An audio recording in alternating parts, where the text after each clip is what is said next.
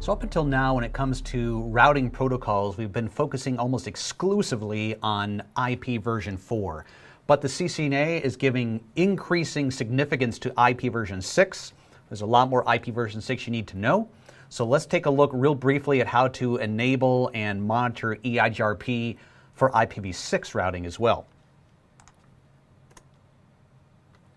So there's a lot of similarities to EIGRP for v4 and EIGRP for v6.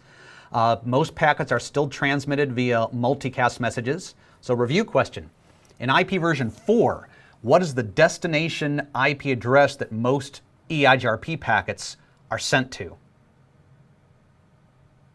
Well, hopefully you said 224.0010, and that's correct. The metric formula is exactly the same. They haven't changed it. The types of messages, updates, queries, replies, all of that is still exactly the same. Some differences though. Clearly in the world of IPv6, we have to send our packets to an IPv6 address.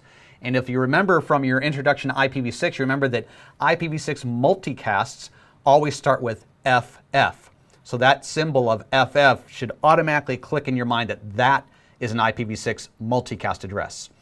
So all multicast routing protocols, I should say all IPv6 IGP routing protocols that rely on multicasts always start with FF02, and then in hexadecimal, A is equal to 10 in decimal. So instead of 224.0010, we have FF02::A, which is the IPv6 equivalent. We also know that in the world of IPv6, every IPv6 interface automatically comes up with what's called a link local address for itself. It begins with FE80 and then something. Well, even routers, when you enable an IPv6 address on a router's interface, it will dynamically come up with a link local address for itself. And it's that link local address that will be used for the EIGRP neighbor relationships. So if you and I are two routers and we're directly connected, it really makes no difference what global IPv6 address I have. I might not even have a global IPv6 address on my interface connected to you. You and I could have completely different global addresses.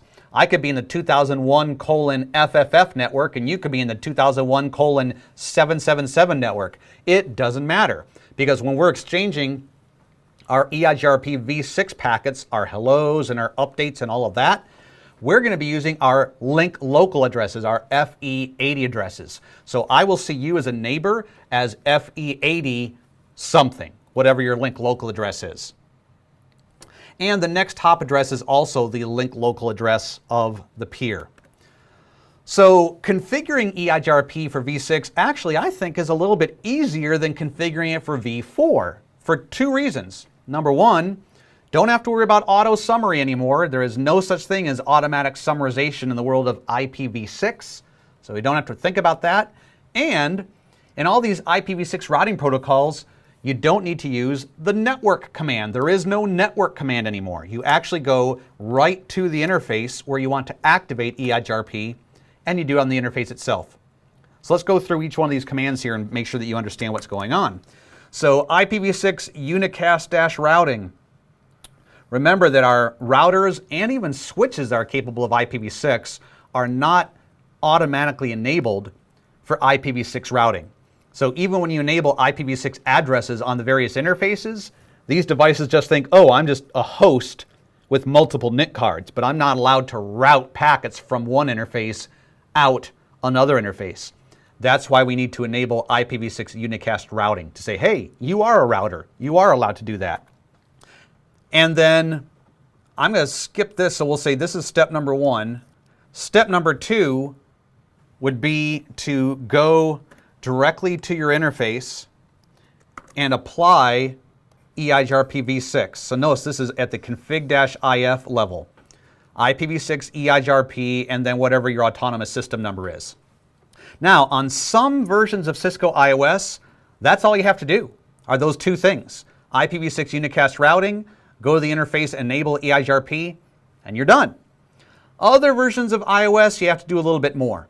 So on the iOS that I'm running here on my CCNA CCNP racks, even when I enable EIGRP on the interface, I still have to go back to global configuration mode and enable the EIGRP routing process with the IPv6 router, EIGRP, and then whatever the autonomous system number is here has to match there. Some versions of iOS, as soon as you enable the routing process, it's automatically enabled. Other versions, you have to issue the no shutdown command. Router-ID, so just like we saw in the previous video about EIGRP for IPv4, EIGRP does come up with a name for itself called a router ID. And it comes up with it the exact same way in v6 as it does in v4. As you can notice here that even though we're talking about IPv6, EIGRP is still going to come up with a 32-bit number or name for itself. So why would I have to type this in? Well, chances are, if you're enabling EIGRP v6 on your router or your multi-layer switch, I'm willing to bet you probably already have at least one IPv4 address on that box. Very few people are just enabling just IPv6 on their router and that's it, and no IPv4. So if you have any IPv4 addresses on your router or on your multi-layer switch, your IPv6 routing protocol will use one of those addresses as its router ID. The only time you'd have to actually type in router-ID is in that rare circumstance where you're enabling EIGRP for v6 or enabling OSPF for v6, and you don't have any IPv4 addresses at all on the box.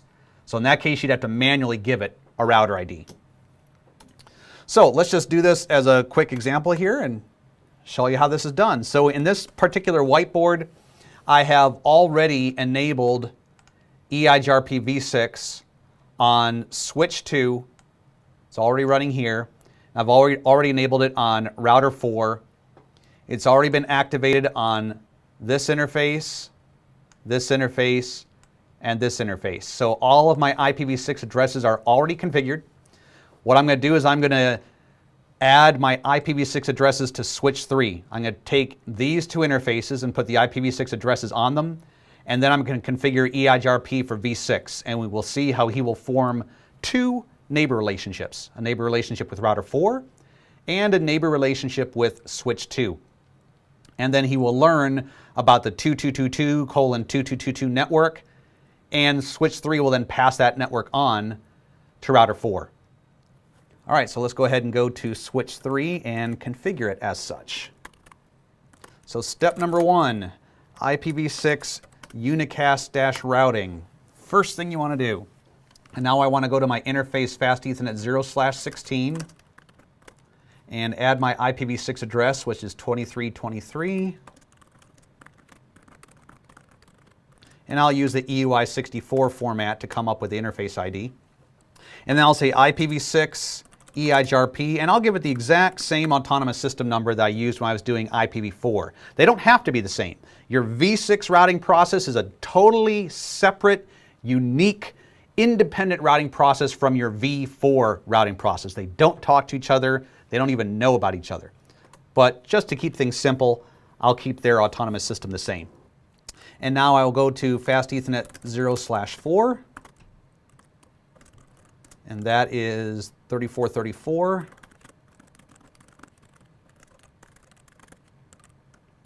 And I'll put my IPv6 command on there for EIGRP in the same autonomous system. Now notice, so far I have not seen any messages about an EIGRP neighbor forming. And the reason for that is because even though I've activated EIGRP on my interface right here, if I scroll down, you'll see there is no EIGRP v6 routing process. See? Nothing under here. And when I do show IPv6 protocol, no mention of EIGRP. So that's why I need to create the global routing process, IPv6 router EIGRP 1223.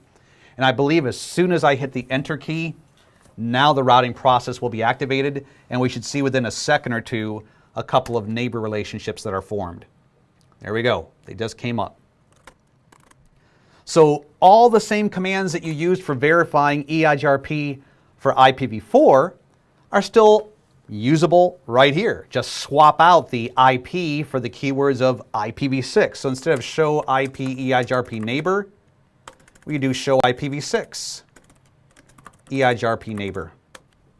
And you can see, form neighbor relationships with the link local addresses of my neighbors. Instead of show IP EIGRP topology, we want show IPv6 EIGRP topology. And there we can see the EIGRP topology table for v6. And instead of show IP route, I want to do show IPv6 route. And here we can see it still uses the letter D to indicate routes learned via EIGRP.